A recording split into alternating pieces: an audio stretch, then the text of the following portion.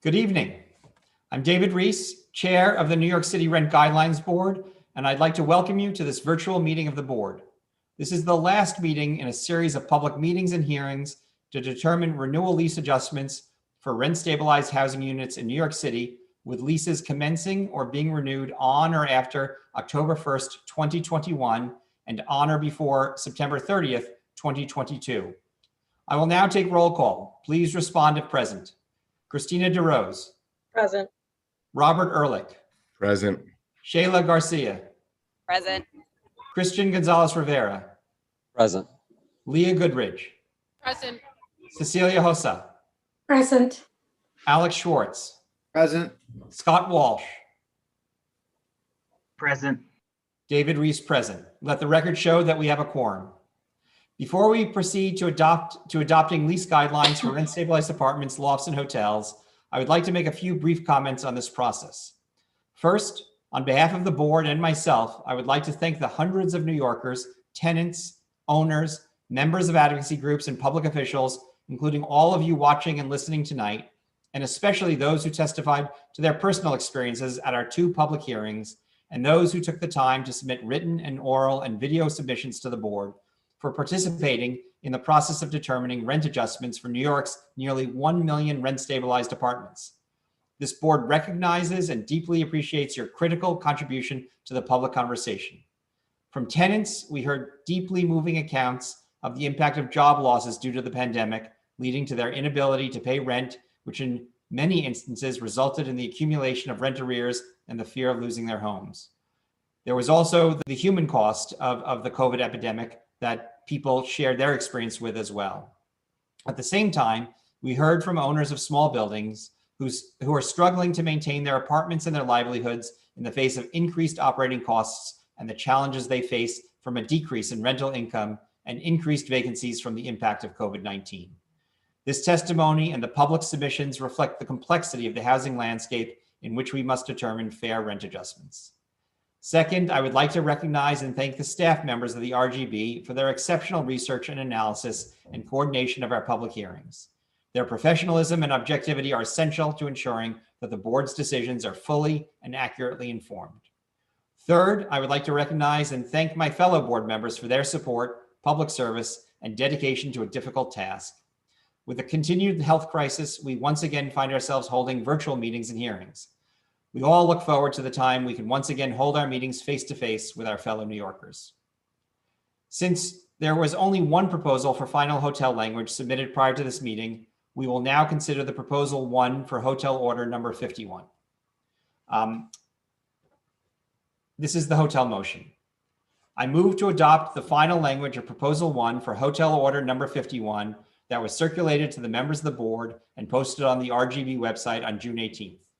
And I further move to adopt the explanatory statement and findings for hotel order number 51, substantially in the form submitted by staff to the board as of June 18th, 2021, and to be modified by the RGB staff after this meeting to reflect the adopted rental adjustments.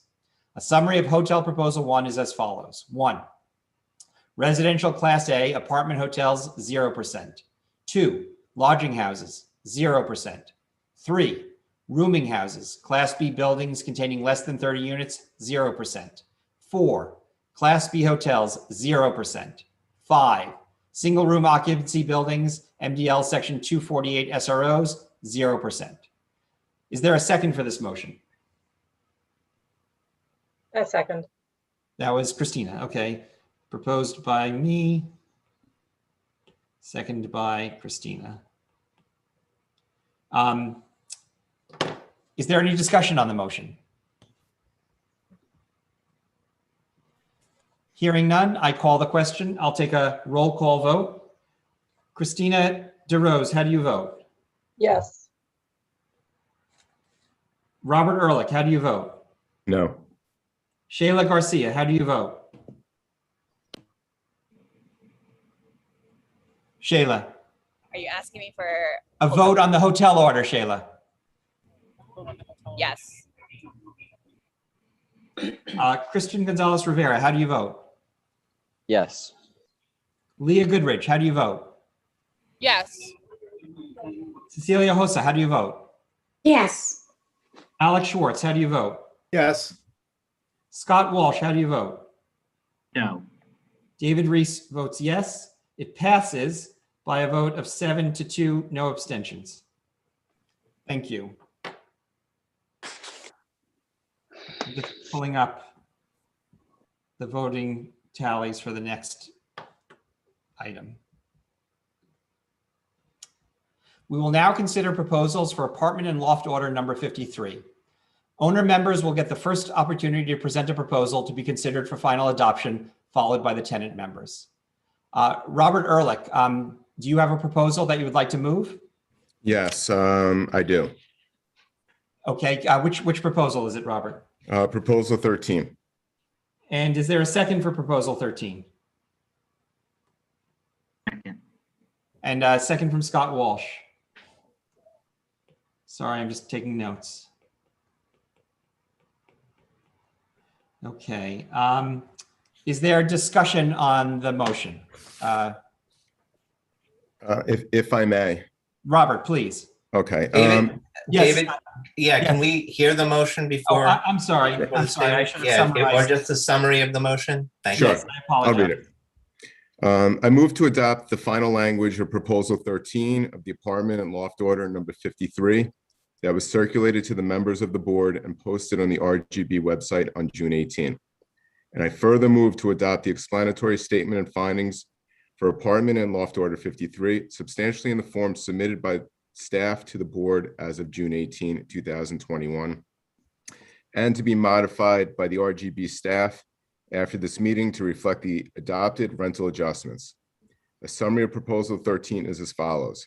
Apartments, 1-year lease, 2.75%, 2-year lease, 5.75%. Lofts, 1-year increase period, 2.75%. 2-year increase period, 5.75%. Special guideline and decontrolled units, 50% above the maximum base rent. Thank you, Robert. Okay, now if I may. Yes, please. Okay. The Rent Guidelines Board has a clear mandate: adjust rents in order to cover increases in operating costs. This basic mandate also serves the purpose of the RSL, preventing price gouging and the charging of excessive or unwarranted rents that can occur because of insufficient housing supply. Basic increases to cover operating costs, however, cannot be viewed as unreasonable or excessive. But in my short time on the board, I have heard a lot of talk about housing affordability, unemployment, and rent-burdened renters who are paying more than 30% of their income on an apartment. These are situations that should be addressed, but which cannot be addressed by this board. There are problems for the government to consider and address, and they have. There is social safety net available for tenants who cannot pay rent. I've spent a lot of time in housing court over the past 25 years, and there is a ton of assistance available to renters who struggle to pay. The system is not perfect. Some would argue it is insufficient, but that is the fault of the government and elected officials. They should prioritize housing affordability programs rather than force this board to smooth over their shortcomings. But we can't talk about housing affordability or the cost of providing housing without also recognizing why costs are high, primarily property taxes. But elected officials and the government repeatedly fail to take steps to stem the rising costs of providing rent-stabilized housing. My larger point is that there is a job that the government and elected officials should be doing, and there's a job we should be doing. The job we should be doing is looking at costs and setting rent increases that are commensurate with those cost increases. A rent increase necessary to cover increases in operating costs is not unreasonable, but this board has not followed suit. Don't just take my word for it. Let's look at some data of RGB increases versus other metrics since 2014. From 2014 to 2021, based on 1-year RGB rent increases, rents have increased by an aggregate of 5.25% with a yearly average of 0.75%.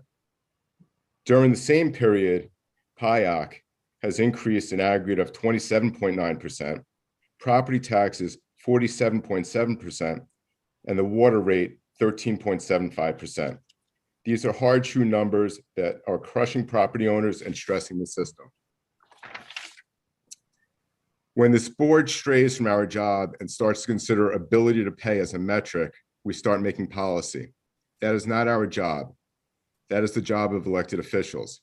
Rent stabilization is not a housing subsidy program, but when we shift the responsibility of addressing an individual tenant's rent burden from the government to the private property owners, we are forcing those housing providers to subsidize their tenants without compensation. Because of this, I think it is important that we look closely at the commensurate rent adjustments. It tells us how much of a rent adjustment is necessary to keep revenues proportional to operating costs. We should also use our common sense. If our rent increases don't even cover inflation, we are decreasing operating budgets, forcing housing providers to cut back on services. It's not a good recipe for anyone who supports a healthy housing stock. Accordingly, my proposal. Thank you, Robert. Any further discussion on the motion?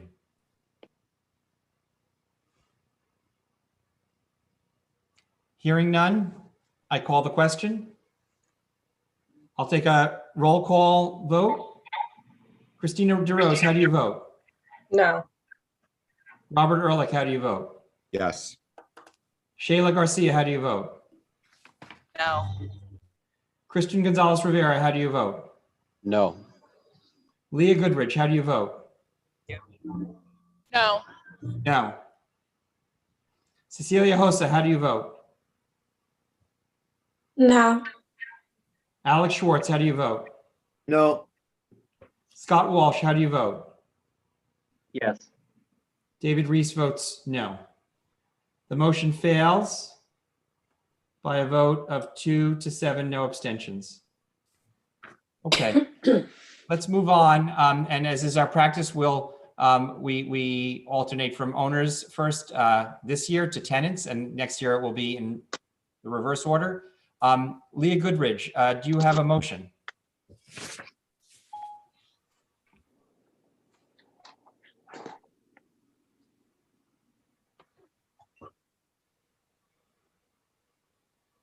Sorry, Leah, do you have a motion?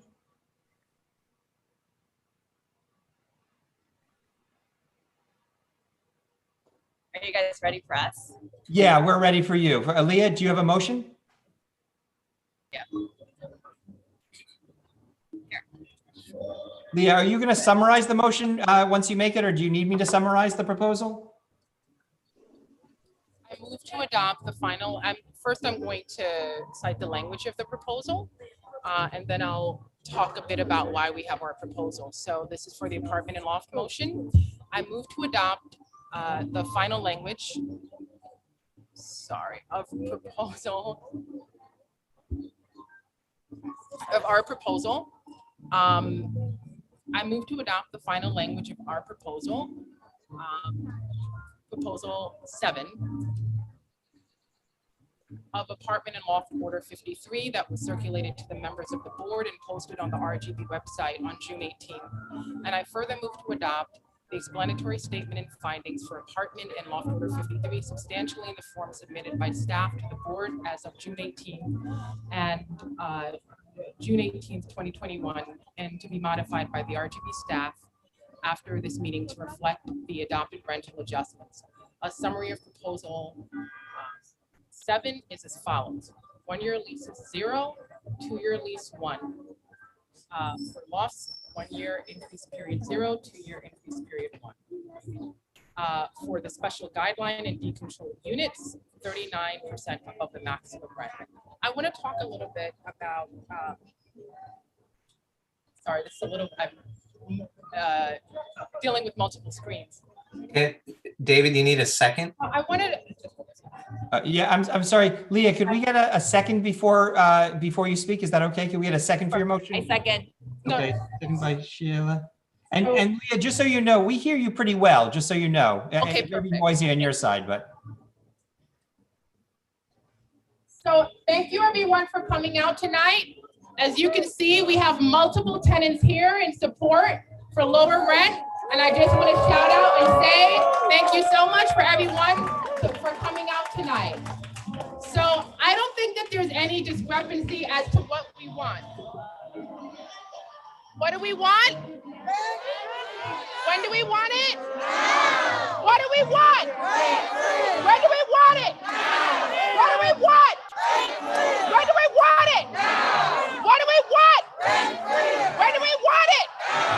What do we want? When do we want it? I want to talk a little bit about why we want a rent freeze. I want to say that we are on the precipice of a new mayoral administration and a new New York. And I want to make clear that at this point in time, we are not going back, we are moving forward. We have had decades of high rent increases that created an unjust system. Hello? We can hear you, Leah. We have had decades of high rent increases that created an unjust rent system. The rent laws corrected that. So we're not going back, we're moving forward. So what do we want? When do we want it? Now. What do we want? When do we want it? Now. We had a recession that created income and racial disparities. We had inflated rent prices that created, again, an unjust system. At this point in time, it is exceedingly difficult to find an affordable studio for less than $1,500 anywhere in this city. What makes New York City special are not the buildings, it's the people. We create the culture, we create this city. And if we cannot afford to live in this city and it's only for luxury buildings and billionaires, then this is no longer New York City. So what do we want? When do we want it? Now. What do we want? When do we want it? What do we want? When do we want it? What do we Walk with me. When do we want it? What do we want? When do we want it? What do we want? When do we want it? What do we want? When do we want it? What do we want? When do we want it? What do we want? When do we want it? Espanol, ¿qué queremos? ¿Qué queremos? ¿Qué queremos? What do we want? When do we want it? What do we, they can't hear you. What do we want? What do we want it? What do we want? What do we want it?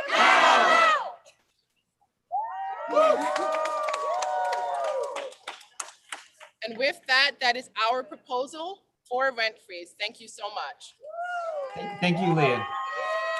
Is there any discussion on the motion?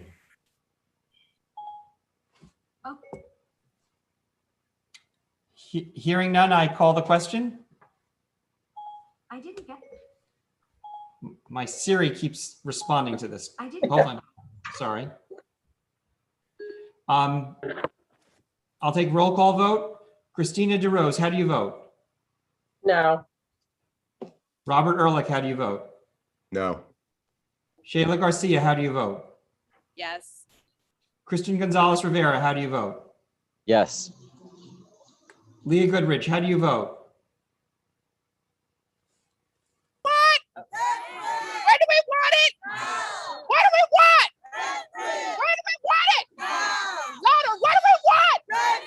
When do we want it? I vote yes. Thank you, Leah. Cecilia Hosa, how do you vote? No. Alex Schwartz, how do you vote? No. Scott Walsh, how do you vote? No. David Reese, how do you votes no? The motion fails 3-6 with no abstentions. Okay. I recognize Alex Schwartz to make a motion. Thank you. You hear me? Yes, Alex. Great. I move to adopt the final language of proposal 3 of apartment and loft order number 53 that was circulated to the members of the board and posted on the RGB website on June 18th. And I further move to adopt the explanatory statement and findings for apartment and loft order number 53 substantially in the form submitted by staff to the board as of June 18, 2021. To be modified by the RGB staff after this meeting to reflect the adopted rental adjustments. The summary of proposal 3 is as follows. For apartments, 1-year lease, 0% increase for the first 6 months of the lease and 1.2% for the remaining 6 months of the lease. And for 2-year leases, a 2.5% increase. I'm sorry, Alex, Yeah. could I just interrupt for a second? Could you review the 1-year increase again? Yeah, 0% for the first 6 months of the lease and 1.25% for the remaining 6 months of the lease. Is this proposal 3?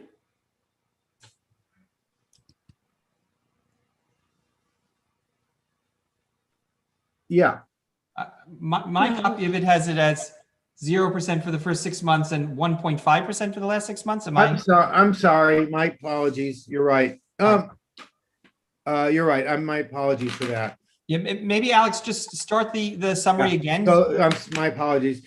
0% for the first 6 months of the lease and 1.5% for the remaining 6 months of the lease. For the remaining 6 months of the lease and 2.5% for the first 6 months. And for lofts, I'm sorry, Alex, I apologize. What was it for 2-year lease? 2.5%. Got it. And for lofts, it's the same for 1-year lease, 0% for the first 6 months of the lease and 1.5% for the remaining 6 months and 2.5% for 2-year lease.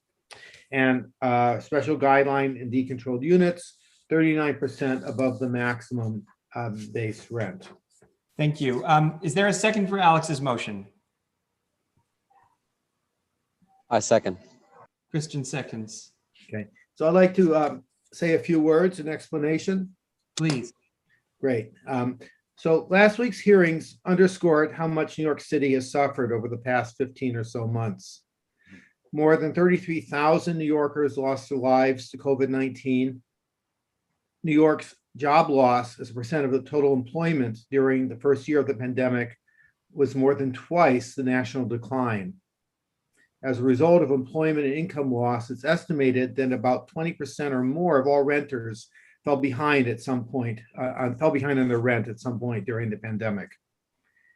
With reduced rental income, many landlords struggle to keep up with their taxes, insurance, mortgage payments, maintenance expenses, and other operating costs.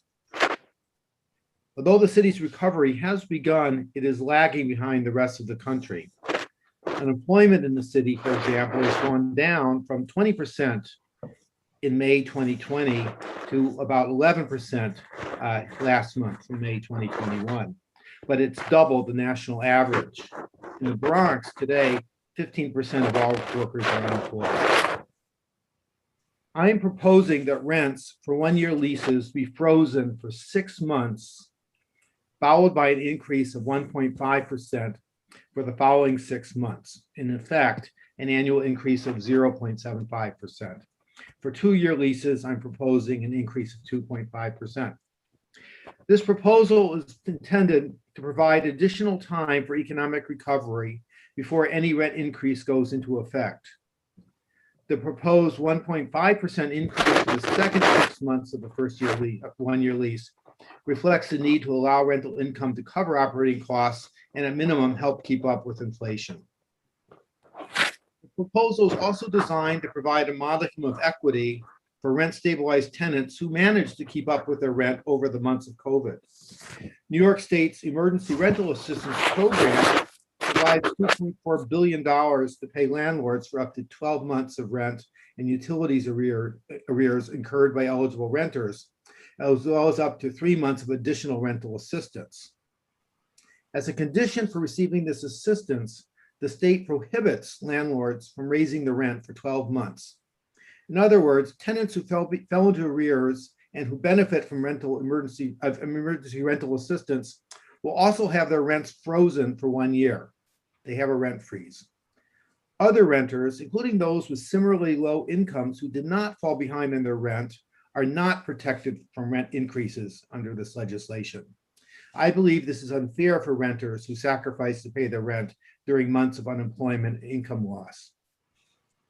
With 6 months of no rent increase under this proposal, it gives renters who do not benefit from emergency rental assistance a measure of parity. The proposal does not call for a total rent freeze because that would mean that owners of rent-stabilized apartments would see no increase in rent revenue over 2 straight years, making it difficult to keep up with inflation and rising operating costs. Thank you. Thank you, Alex. Is there more discussion on this motion? Okay, hearing none, I'm just going to restate the motion and then we'll go to roll call. So Alex's motion is in favor of proposal number 3. Are we open for discussion? Oh yeah, I'm sorry. I asked for discussion. Shayla, let me restate it and then go to discussion, okay? So for apartments for 1 year, it's 0% for first 6 months, 1.5% for last 6 months. For 2 year, it's a 2.5%. For lofts, it's 1 year, same 0% for first 6 months, 1.5% for last 6 months. And for a 2 year, it's 2.5%. Special guideline and decontrolled units, 39% above maximum base rent. Let me open it up for discussion. Shayla?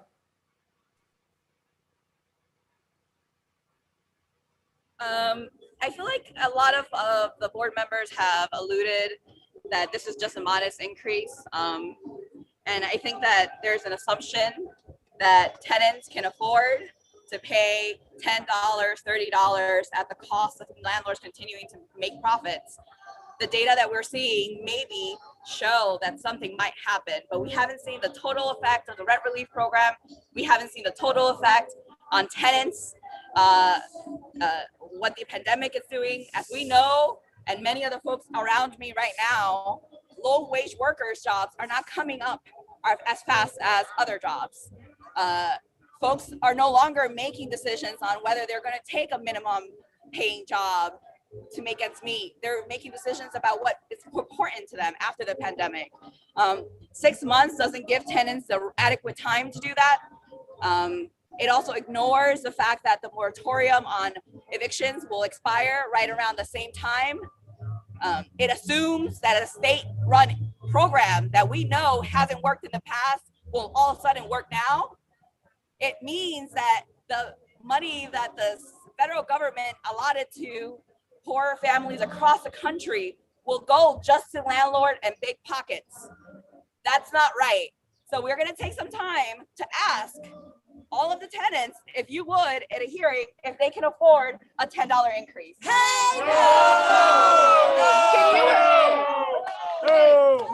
can you afford an increase?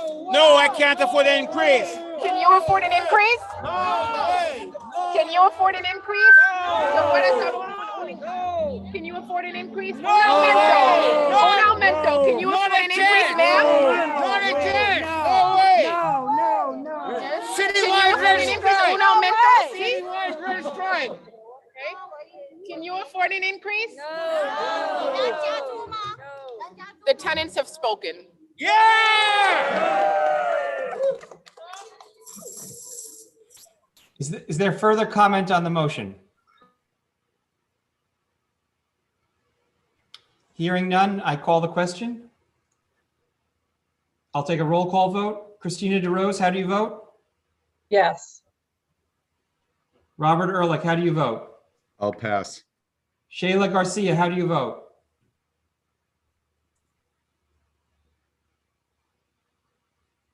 Pass. Christian Gonzalez Rivera, how do you vote? Yes. Leah Goodrich, how do you vote? Pass. Cecilia Hosa, how do you vote? No. Alex Schwartz, how do you vote? Yes. Scott Walsh, how do you vote? Pass. David Reese votes yes. I'm going to go back in the order that we came. Robert Ehrlich, how do you vote? Yes. Shayla Garcia, how do you vote? I'm just going to take a moment to recognize how historic it is that we have, in the middle of a pandemic, the public members once again voting with the landlords for an increase. You want more crises? No, that's not right. That's not right. My vote is in agreement with all of the tenants present. No. Leah Goodrich, how do you vote?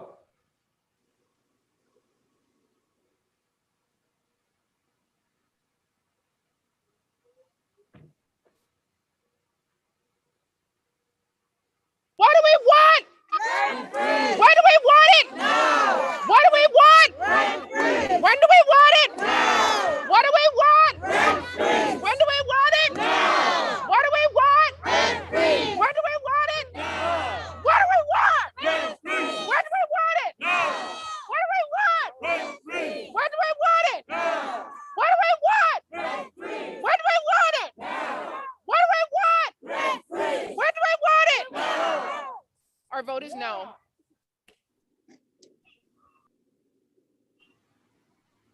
Scott Walsh, how do you vote? I vote no. The motion passes by a vote of 5-4 with no abstentions. I'd like to make a few comments before we end the meeting as to why I supported Proposal 3. Last year, this board met under unprecedented conditions. We were at the beginning of a worldwide pandemic, which had already upended the lives of New Yorkers with little to no end in sight. 12 months later, we still find ourselves in the grips of the COVID-19 health crisis. But unlike last year, we not only saw the light at the end of the tunnel with fewer cases reported each day and millions of New Yorkers vaccinated, but we're also emerging into our unmasked future. Unlike last year, we can now begin to understand the impact that this crisis has had on rent-stabilized housing in New York City and the tenants who live in it. However, it will take years to fully understand the impact. There is no foolproof formula or algorithm for determining a fair rent adjustment. By law, the board is required to review and consider, among other things, one, the economic conditions of the residential real estate industry in New York City, including such factors as the prevailing and projected 1, real estate taxes and sewer and water rates, and 2, gross operating maintenance costs, and 3, cost and availability of financing and interest rates, and 4, supply of housing and vacancy rates. 2, relevant data from the current and projected cost of living indices for New York City, and 3, such other data has been made available to us. With this in mind, I would like to lay out the reasons why I believe that these are appropriate adjustments. First, we must recognize that rental housing remains scarce. As outlined in the 2021 Housing Supply Report, the most recent American Community Survey data shows a vacancy rate of 3.3% citywide for all rentals. The RGB's 2021 Price Index of Operating Costs, known as the PIOC, gathers prices for a market basket of goods and services used in the operation and maintenance of rent-stabilized buildings in New York City, and uses these prices to estimate cost and price changes from one year to the next. This year, overall prices for owners' expenses increased. A significant 18.8% rise in the cost of insurance, as well as a rise in real estate taxes of 3.9%, were prominent factors in the overall 3.0% increase in the PIOC for rent-stabilized apartment buildings. At the same time, as noted in the board's 2021 income and expense study, there is evidence that some owners are having trouble mitigating rising costs with their ability to maintain revenue. One way to evaluate the financial condition of New York City's rent-stabilized housing stock is by measuring the ratio of expenses to revenues. The audit-adjusted cost-to-income ratio in 2019, as reported in the board's 2021 income and expense study, was 60.4%, with the unaudited ratio of 65.8%. The actual ratio is likely between the audited and unaudited numbers. However, in New York City, excluding core Manhattan, the vast majority of stabilized buildings contain mostly stabilized units. 82% of buildings contained at least 80% stabilized units. In New York City, excluding core Manhattan, the audit-adjusted O&M cost-to-income ratio was 61.4%, while the unaudited ratio was 68.1%. With the actual ratio likely between the audited and unaudited numbers, we should keep an eye on that high unaudited ratio for city without core Manhattan buildings, where the majority of rent-stabilized units are located. Unfortunately, the board does not yet have income and expense data for 2020. We'll have to wait till next year for this data to be collected. However, we have heard from owners and owner advocates that both rent arrears and vacancies have increased from the start of the health crisis. This was also evident in data presented to the board from the Furman Center that outlined increasing rent arrears and vacancies in a sample of predominantly affordable housing in New York City. And we heard similar testimony from lenders who lend in New York City multifamily housing. Although the 2021 mortgage survey report shows that average interest rates have declined, service fees, loan-to-value ratios, as well as vacancy and collection cost and collection losses all have risen. The rise in owner costs viewed alone supports an increase in rent adjustments, but this board cannot ignore the more recent impact of the COVID-19 health crisis that it's had on tenants. It is established that the board can consider tenants' ability to pay rent as a factor in setting renewal lease adjustments. Prior to the current health crisis, based upon data from the 2017 Housing and Vacancy Survey, the most current HVS data available, the estimated median out-of-pocket gross rent-to-income ratio for rent-stabilized tenants as a whole in 2017 was 31.5%. This means that more than half of rent-stabilized tenants were paying at least 31.5% of their income in rent and were considered rent-burdened. Housing is typically considered affordable when a household pays no more than 30% of its income in rent. All these statistics point to a single fact. Prior to the pandemic, rent-stabilized housing remained unaffordable for many tenants. To make matters worse, the economic consequences of the pandemic have severely impacted working New Yorkers. As reported in the RGB 2021 Income and Affordability Study, the city lost an average of 516,600 jobs in 2020, an 11.1% decrease from 2019 total job levels, and resulting in an average unemployment rate of 12.3% in 2020. Furthermore, the city's economy contracted in 2020 for the first time in 12 years, contracting by an inflation-adjusted 6.3%. However, there has been some relief for tenants. In the wake of the COVID-19 crisis, New York State unemployment insurance has expanded eligibility, increasing the time benefits can be collected, and increased compensation.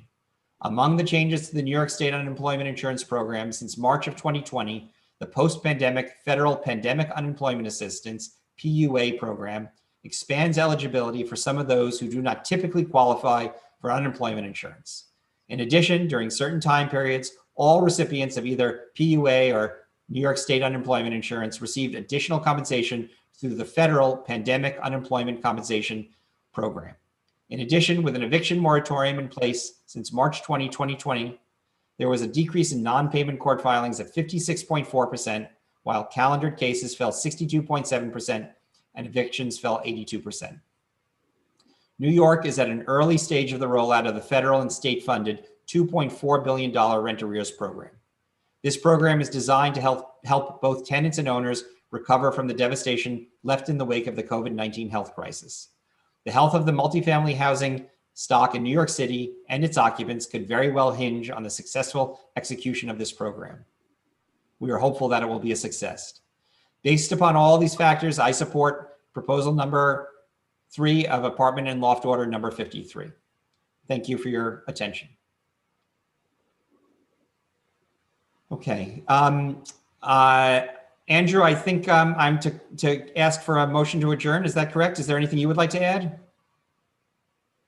No, I believe that's it. It's time for a motion to adjourn. Okay. Do I hear a motion to adjourn? So A motion. motion. I believe I heard a motion from Alex. Cecilia, was that a second? That's a second. Okay, we are adjourned. Thank you all for your service, and I look forward to continuing these important deliberations next year. Thank you. Thank you.